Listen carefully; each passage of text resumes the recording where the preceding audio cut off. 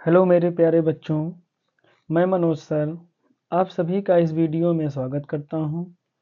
आज हम आप सभी के लिए पंक्चुएशन एंड स्पेलिंग्स यानी पंक्चुएशन मतलब होता है विराम चिन्ह, एंड माने और स्पेलिंग किस प्रकार से लिखा जाएगा,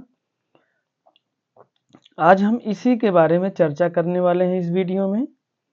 तो मेरे प्यारे बच्चों, आज बहुत ही महत्वपूर्ण टॉपिक है, इसलिए वीडियो को बिना स्किप किए आप अंत तक देखें।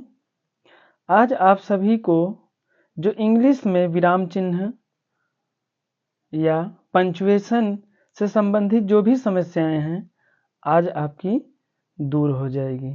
तो आइए बच्चों, हम वीडियो को स्टार्ट करते हैं और पंक्चुएशन एंड स्पेलिंग्स के बारे में समझते हैं। जैसा कि पंक्चुएशन की डिफिनीशन क्या होगी, किसी भी सेंटेंस यानी वाक्य, सेंटेंस मतलब वाक्य होता है हिंदी में, को लिखते समय उचित विराम चिन्हों, इसको इंग्लिश में मार्क्स या फिर स्टॉप्स या फिर बच्चों इसको पॉइंट्स कह सकते हैं, के प्रयोग करने को ही पंक्चुएशन कहते हैं। जैसे एज में यहाँ देखेंगे, पहला my mother comma double noted comma Pawan is very naughty. मेरी माँ कहती हैं कि जो पवन है वो बहुत ही शरारती है। तो यहाँ पर आप देखिए, जब कोई कर्ता कुछ कोई बात कहता है तो उसकी बातों को जो है यहाँ पर कॉमा यानी अल्प विराम का चिन्ह लगाते हैं। उसके बाद जो भी कह रहे हैं, जो भी बातें वो कह रहे हैं, उनको हम इन्वर्टेड कॉमा में रखते हैं। फिर आगे दूसरा देखेंगे, द टीचर सेड, टीचर कहता है क्या, Sita is a good girl, यानी सीता एक अच्छी लड़की है। तो यहाँ पर आप देख सकते हैं कि जो टीचर ने कहा उसको कॉमा यहाँ पर लगाया गया और जो उसने बात कही उसको डबल इन्वर्टेड कॉमा में रखा गया और लास्ट में फुल स्टॉप भी लगाया गया। तो इस तरह से चिन्ह का प्रयोग अब हम कैसे सीखेंगे, इन्हीं सब के बारे में आइए समझते हैं। यहाँ नोट में थोड़ा सा देख लेते हैं। विराम चिन्हों का प्रयोग करते समय विशेष सावधानी से काम लेना चाहिए, क्योंकि इसमें अशुद्ध प्रयोग इनके अशुद्ध प्रयोग से सेंटेंस का अर्थ बदल जाता है। यदि आप बच्चों जो विराम चिन्ह है, यदि आप उसको गलत तरीके से लगा देंगे तो निश्चित तौर पर सेंटेंस का जो अर्थ है, जो अर्थ आप चाहते हैं, वो अर्थ आपका गलत हो जाएगा यदि आप विराम चिन्ह का प्रयोग गलत करते हैं तब।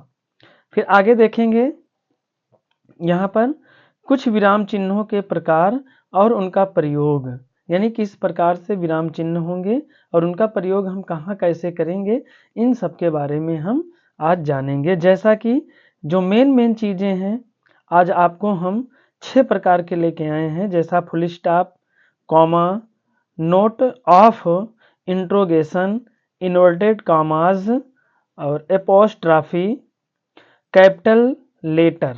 ठीक है बच्चों, इन 6 के बारे में हम आज आपको बताने वाले हैं और अच्छे से आप समझिए इसको, वीडियो के अंत तक आपके समझ में आएगा। और यही चीज़ें बच्चों हम क्या करते हैं, इंग्लिश लिखते समय इन्हीं चिन्हों का प्रयोग करना चाहिए। तो हम लोग इन चिन्हों का प्रयोग बहुत ही कम करते हैं, जिससे हमारे अंक काट लिए जाते हैं। तो आज हम ये जो 6 प्रकार हैं इसको जानेंगे, क्योंकि ये बहुत ही इम्पोर्टेंट है और यही जो है चिन्ह बार बार पेपर में हमको लिखने को आता है। तो चलिए वीडियो को स्टार्ट करते हैं। पहला यहाँ जो प्रकार है फुल स्टॉप। तो फुल स्टॉप के बारे में यहाँ देखेंगे।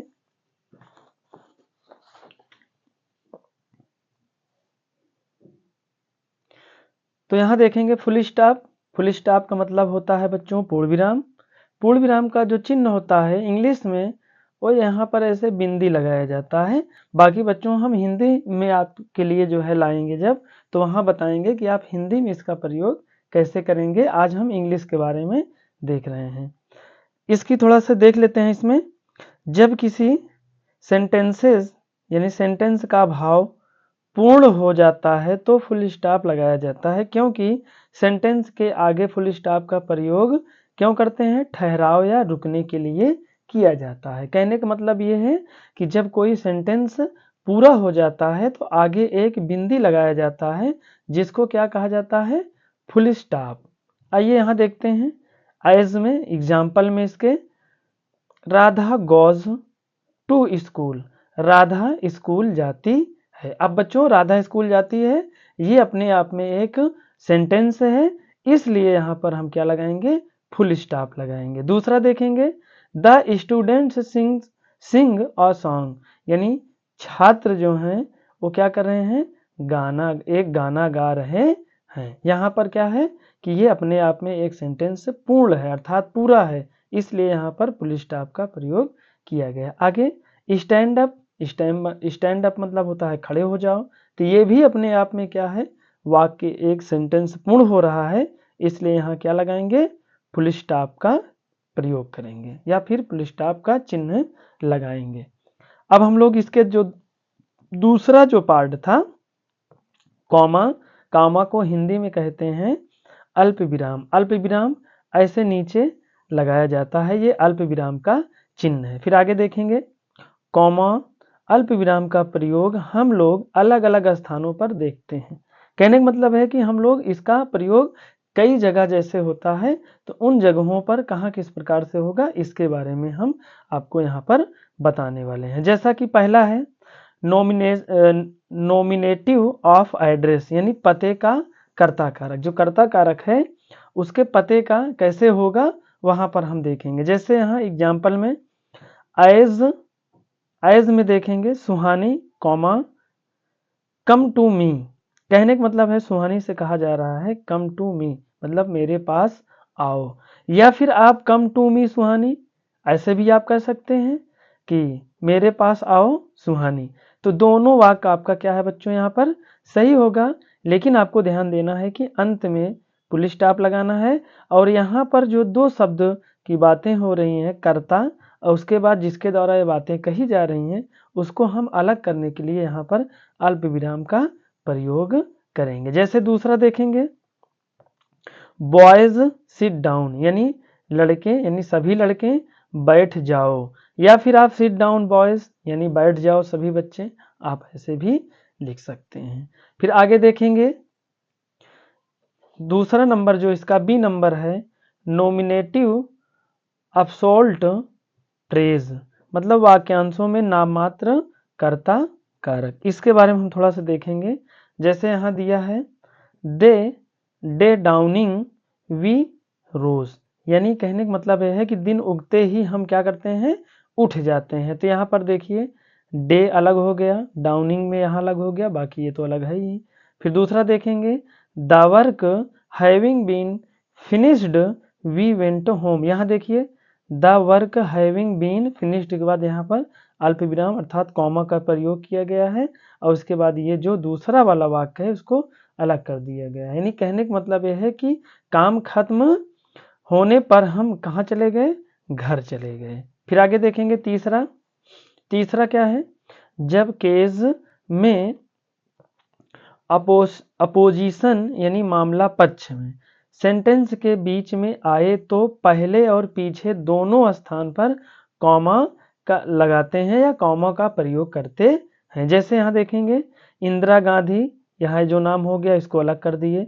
आवर प्राइम मिनिस्टर, इसको हमने अलग कर दिया, कहने का मतलब है आगे और पीछे यहाँ लगा दिए। फिर वाज शूट डेथ ऑन 31 अक्टूबर 1984, कहने का मतलब है कि इंदिरा गांधी जो हमारे भारत की प्रधानमंत्री थी, अर्थात हमारी प्रधानमंत्री इंदिरा गांधी 31 अक्टूबर 1984 को गोली मारकर हत्या कर दी गई। ठीक है, अब हम तीसरा देखेंगे। यहाँ पर चौथा नंबर, एक ही पार्ट्स ऑफ स्पीच यानी शब्द के भेद के शब्दों को अलग करने में कॉमा लगाते हैं, कॉमा का प्रयोग करते हैं। जैसे यहाँ देखेंगे, रीता, गीता एंड सुनीता, कहने का मतलब है रीता गीता 3 नाम है, तो यहाँ 2 नामों के बीच में हम अल्पविराम यानी कॉमा का चिन्ह लगाएंगे। और फिर आगे क्या लिखेंगे? आर सिस्टर्स, यानी यहाँ पर लिखा गया है कि रीता, गीता और सुनीता बहनें हैं। दूसरा देखेंगे आई, यहाँ देखिए अलग हो गया है यू एंड सी। कहने का मतलब यहाँ पर 3 कर्ता है और 2 कर्ता के बीच में कोई चिन्ह कोई शब्द नहीं लिखा गया, इसलिए कहाँ लगाएंगे यहाँ पर हम लगाएंगे अल्प विराम यानी कॉमा लगाएंगे, और एंड यहाँ जुड़ा है इसलिए यहाँ पर अल्प विराम का प्रयोग नहीं होगा। तो मैं, तुम और वह खेलेंगे, क्या खेलेंगे? क्रिकेट मैच खेलेंगे। अब हम लोग देखेंगे 5वां ई नंबर, रिपोर्टेड स्पीच यानी अप्रत्यक्ष कथन के सेंटेंसेस को अलग करने में कॉमा का लगाते हैं या कॉमा का प्रयोग करते हैं। जैसे the teacher said to the boys यानी टीचर बच्चों से कहता है या लड़कों से कहता है डू योर वर्क, क्या तुम्हारा काम है, यानी यहाँ पर टीचर जो है बच्चों से कह रहा है तो उसको अलग कर देंगे, और जो बातें कही जा रही है उसको हम क्या करेंगे? डबल इन्वर्टेड कॉमा में अलग कर देंगे। दूसरा इसका देखें एग्जाम्पल, शिवानी सेड, शिवानी कहती है ही रीड्स अ बुक, वह एक किताब पढ़ता है। तो यहाँ पर शिवानी जो कह रही है उसको अलग कर देंगे, बाकी वो जो अपनी बातें कह रही है उसको भी हमने अलग कर दिया कॉमा लगा के। तो इस प्रकार से आप प्रयोग कर सकते हैं। इसको हम आपको जब डायरेक्ट इनडायरेक्ट पढ़ाएंगे तो वहाँ इसको अच्छे से समझाएंगे, क्योंकि वहाँ इसी तरह से प्रयोग किया जाता है, क्योंकि डायरेक्ट और इनडायरेक्ट में इसी तरह से क्वेश्चन आपसे पूछता है। तो अब हम चलते हैं अगले तरफ।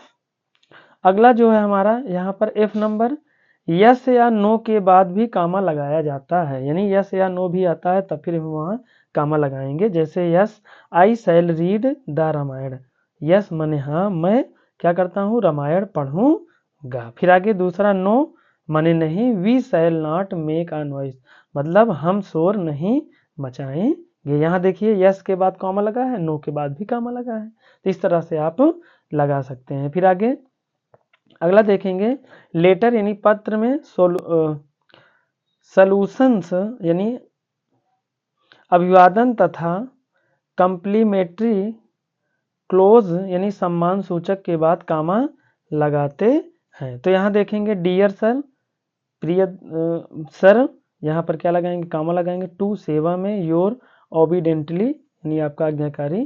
तो इस तरह से अगर आता है तब फिर भी हम कामा का प्रयोग करते हैं। अगला देखेंगे, डेट तारीख को ईयर यानी वर्ष से अलग करने के लिए कामा लगाते हैं। जैसे I was born on January 1, 2023, कहने का मतलब है कि मेरा जन्म 1 जनवरी 2023 को हुआ था। फिर दूसरा देखेंगे, Kiran got the service on July 10, 1998 यानी किरण जो है 10 जुलाई 1998 को सर्विस मिली थी, मतलब इसको सेवा का मौका मिला था। फिर आगे देखेंगे जो तीसरा पार्ट है, नोट ऑफ इंट्रोगेशन यानी प्रश्न सूचक चिन्ह।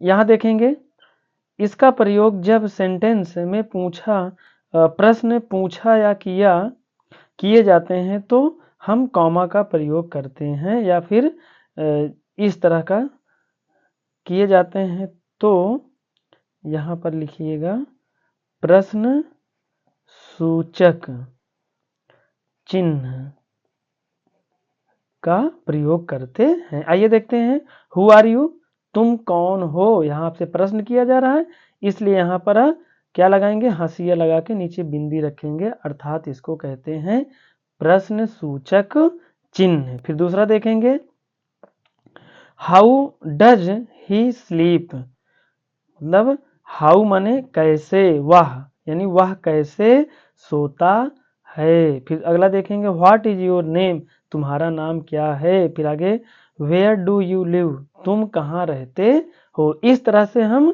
जो है प्रश्न सूचक यानी नोट ऑफ इंट्रोगेशन का प्रयोग करेंगे। जब भी प्रश्न किया जाएगा यानी आपसे कोई क्वेश्चन करता है तब लास्ट में आपको इस तरह से चिन्ह का प्रयोग करना चाहिए या करना है। फिर आगे देखेंगे हम जो चौथा भाग है इसका, एपोस्ट्रॉफी, इसका मतलब है संबंध सूचक चिन्ह।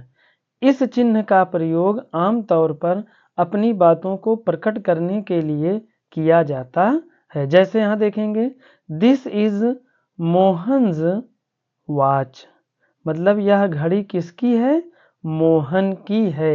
यानी जब भी किसी भी सेंटेंस में कर्ता के बाद का, की, के, इन तीनों में से किसी का भी भाव प्रकट होता है तब वहां पर हम क्या लगाएंगे, कर्ता के बाद यहाँ इसे कामा लगाएंगे और यस लगा देंगे। इसी को क्या कहेंगे, एपोस्ट्राफी। अब इसको देखेंगे दूसरा, I live in boys hostel, मैं लड़कों के हॉस्टल में रहता हूँ। तो यहाँ देखो लड़कों के आया और यहाँ मोहन की आया, तो इसलिए क्या करेंगे, इस तरह से अगर आता है तो हम कॉमा लगाएंगे। फिर आगे देखेंगे, Sumit sister Geeta come to home, यानी सुमित की बहन कौन, गीता। यहाँ देखो सुमित की आया, यहाँ की आया, यहाँ के आया और यहाँ का आया। तो हमारे कहने का मतलब ये है कि अगर का, की, के में कोई भी आता है तो कर्ता के बाद हम क्या करेंगे, यहाँ पर यस लगा देंगे। इस तरह से लगाएंगे तो उसी ही क्या कहेंगे, संबंध सूचक चिन्ह कहेंगे। फिर कहेंगे यहाँ पर सुमित की बहन गीता आती है घर, यानी घर आती है। अब इसका जो पांचवा है, आइए उसको समझते हैं।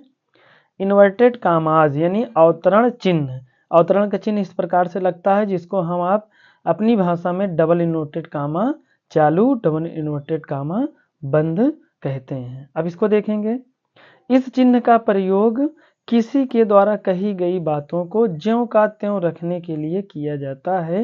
यानी कोई कर्ता जो भी बातें अपने कहता है उसको हम जैसे वो कहता है उसी प्रकार हम इसके अंदर जो है उसको लिख देते हैं। इसका प्रयोग आपको बच्चों सबसे ज़्यादा मिलेगा जब आपको हम डायरेक्ट इनडायरेक्ट पढ़ाएंगे तब। अब आज में देखेंगे, राम सेड, राम कहता है, क्या, जो कहता है, जो बातें अपने ज्यों का त्यों कह रहा है उसको हम इसमें इन्वर्टेड कामा में क्या करेंगे, रख देंगे। जैसे लक्ष्मण गोज टू फॉरेस्ट, यानी लक्ष्मण जंगल जाता है। अगला देखेंगे, ही सेड, वह कहता है, क्या कहता है, आई कॉल मी, मतलब मैं, यहां यू कर लीजिए, आई कॉल यू, मैं तुमको कॉल करता हूं या फिर मैं तुमको बुलाता हूं। फिर आगे देखेंगे तीसरा वाला, मोहन से टू मी, यानी मोहन मुझसे कहता है, क्या कहता है, सी इज गुड गर्ल, वह अच्छी लड़की है। तो जो भी बातें कही जा रही हैं उसको हम इन्वर्टेड कामा में जो यहाँ पर लिखा गया है ज्यों का त्यों, यानी ज्यों का त्यों कहा गया जा रहा है उसको हम इस इन्वर्टेड कामाज के अंदर में रख दे रहे हैं। चौथा देखेंगे, राधा सेठ, राधा कहती है, श्री कृष्णा गोज टू गोकुला, यानी श्री कृष्ण गोकुला जाते हैं। अब हम चलते हैं अगले पार्ट की ओर। हमारा लास्ट पार्ट जो था यूज ऑफ कैपिटल लेटर्स। आज हम जानेंगे कि कैपिटल लेटर किस प्रकार से प्रयोग करते हैं। वैसे भी आप मोटा मोटा आपको बता देते हैं कि जब भी कोई नाम आए, किसी का भी नाम हो, चाहे वो कोई जीव जंतु हो, चाहे वो मनुष्य हो, चाहे कोई भी मतलब कोई भी सार्वजनिक जो भी हो, अगर नाम आता है तो उसका हम पहला जो अक्षर होगा उसको हम हमेशा कैपिटल लेटर में लिखेंगे। इसको आप याद रखिएगा। अगर यही आप इतना जान लेंगे तो बस आपका सब सही हो गया। इसमें अब आप देख सकते हैं, देखिए इसमें क्या है, इस यहाँ पर इसका होना चाहिए था।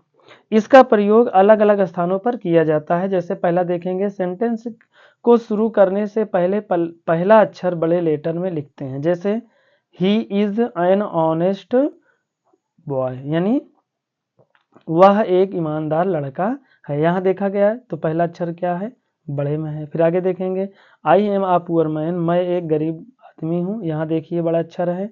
फिर आगे, यू आर अ डॉक्टर, तुम एक डॉक्टर हो, यहाँ पर देखिए बड़ा आया है बड़े लेटर में। आगे दूसरा देखेंगे, प्रॉपर नाउन यानी व्यक्तिवाचक और प्रॉपर एडजेक्टिव्स यानी उचित विशेषण का पहला अक्षर कैपिटल लेटर में लिखते हैं। जैसे मोहन, सीता, किशन, प्रियांशी, महक, रमेश आदि। हमारे कहने का मतलब यही है कि आप इतना जानो, कोई भी नाम होगा उसका अक्षर हमेशा पहला जो होगा वो कैपिटल लेटर होगा। यही बात आपको याद रखनी है। फिर आगे, कोई भगवान या कोई देवी देवता अगर की बात होती है उनके नाम के, तब फिर भी हम क्या करेंगे, बड़ा जो है पहला अक्षर क्या करेंगे, बड़ा लिखेंगे। जैसे यहाँ देखिए सब किसमें लिखा गया है, बड़े लेटर में। यही चीज़ें हमने आपको यहाँ बताया। अब आगे चलते हैं इसके अगले पार्ट में। यहाँ कहा गया है ईयर यानी साल, मंथ महीने और दिन के नाम का पहला अक्षर भी कैपिटल लेटर होगा। यहाँ देख सकते हैं संडे में जनवरी, दिसंबर, कोई भी होगा। अगर पहला अक्षर आप लिख रहे हैं तो पहला अक्षर आप बड़े से लिखेंगे, बाकी सब छोटे लेटर से लिखेंगे। इतना आपको याद रखना है। फिर आगे देखेंगे कोई राजनीतिक दल अगर उसका नाम आता है तब फिर भी हम पहला अक्षर क्या करेंगे, बड़े में लिखेंगे। जैसे यहाँ कांग्रेस में सी, यहाँ जनता पार्टी में जे, पी आप देख सकते हो, जनता दल में भी आप देख सकते हो। इस प्रकार से अगर कोई भी पार्टी होगी तो हम क्या करेंगे, पहला जो अक्षर होगा उसको हमेशा बड़े में लिखेंगे। फिर आगे भाषाओं और विषयों का नाम के पहले हमने आपसे पहले भी बताया था कि कोई भी नाम होगा आपको क्या करना है, पहला अक्षर हमेशा बड़े में लिखना है। जैसे Hindi, English, mathematics, physics, chemistry, सबका आप देख सकते हैं पहला अक्षर बड़े में है। तो इस तरह से आप लिख सकते हैं। और अगला पार्ट देखेंगे समाचार पत्रों, संस्थाओं, जाति के नाम का पहला अक्षर कैपिटल लेटर में लिखते हैं। जैसे the Hindustan times, the times of India, AC classes या फिर DP इंटर कॉलेज। यानी कोई भी नाम होगा तो क्या करेंगे, हम पहला अक्षर हमेशा बड़े में लिखेंगे। तो इस तरह से बच्चों ये वीडियो यहीं पर समाप्त होता है। अब आपको कैसा लगा, यदि आपको अच्छा लगा हो तो लाइक, शेयर, कमेंट करें और ज़्यादा से ज़्यादा बच्चों तक पहुंचाएं ताकि उन्हें भी मालूम चले कि चिन्ह का किस प्रकार से प्रयोग करते हैं। और यही चिन्ह का प्रयोग ही हमारा इंग्लिश में पूरे के पूरे नंबर दिला सकता है। तो हम आपसे बच्चों नेक्स्ट वीडियो में मिलेंगे। तब तक के लिए बहुत बहुत धन्यवाद।